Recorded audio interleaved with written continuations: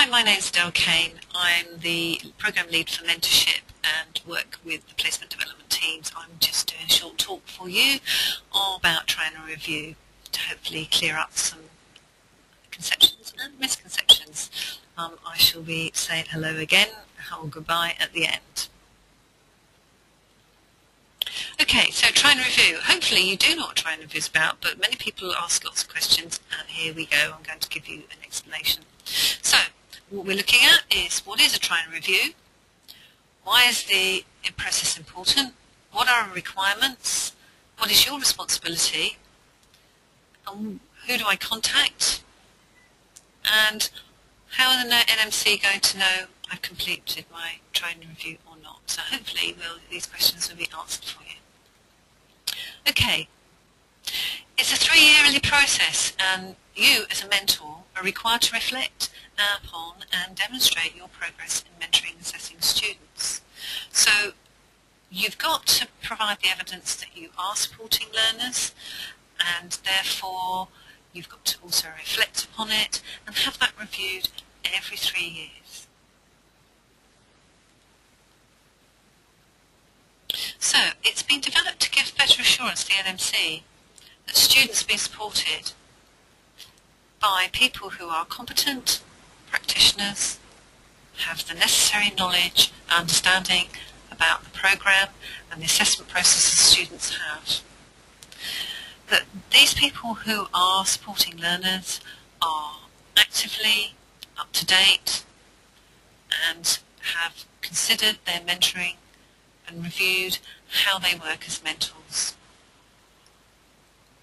in order to drive up standards.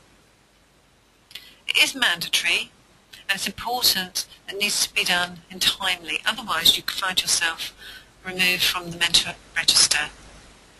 It will be embedded within the new validation requirements to remain on the NMC register, and therefore if you are a mentor you are going to be required to provide that evidence that you are up to date and that you reflect on your mentoring.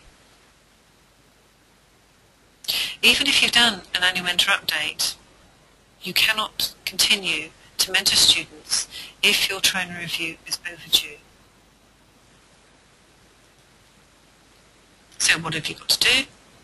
At least 2 students within the previous 3 years, undertake an annual updating, and demonstrate ongoing development against the NMC standards, and have the opportunity to explore as a group the validity and reliability of judgments made when assessing practice in challenging circumstances, which is what we do at Mentor Updates with you. We explore those challenging issues, share with each other our experiences, and talk about best mentoring practice.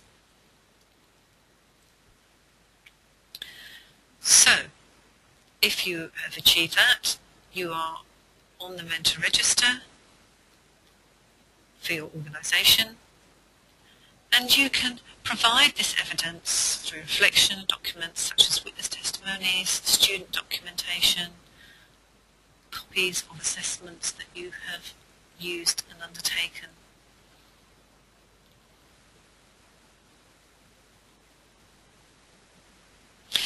Ideally, a Triennial Review process is built into an appraisal system in your area, so you need to find out if that's the case. Different organisations that you work for do things in slightly different ways, but essentially when you have your annual appraisal, your mentoring should be taken into consideration, and every 3 years a definite record that you have had your mentoring reviewed be recorded.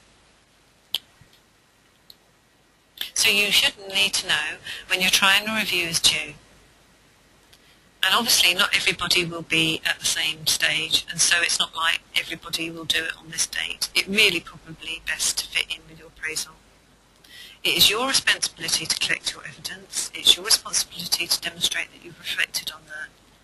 And as I said earlier, this is going to be incorporated into revalidation, and evidence that you're collecting for your Triennial Review will need to be forwarded for you to be maintained on the NMC register.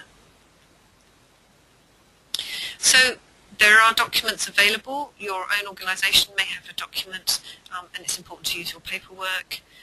You need to talk to your line manager about it within your appraisal, or your placement development team, your lead education lead in your trust. There is a portfolio that we have that you can use that is available on our university websites and may well be given to you at mentor updates.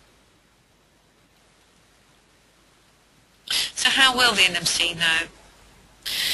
Every year, universities are scrutinised by the NMC.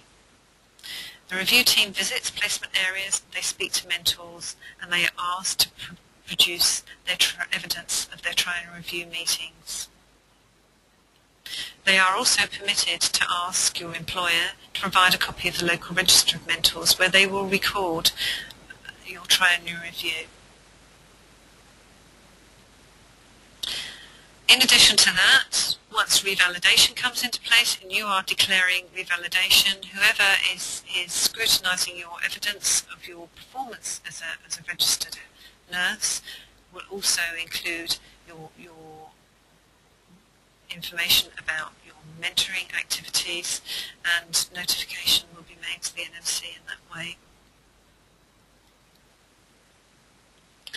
So essentially, if you feel now that you understand a little bit more about trial and review, that you understand your responsibility, you understand the responsibility and accountability of your employer, and ultimately whoever is going to sign your off for revalidation for you to enable you to be maintained on the mentor register, as well as on the Nursing and Midwifery Council register, then now is the time to find out. Now is the time to start collecting evidence. Now is the time to consider how you're going to record your reflections on the feedback that you receive about your performance as a mentor. Otherwise, you're going to be in this mad rush panic to be maintained on the NMC register in the future. Good luck.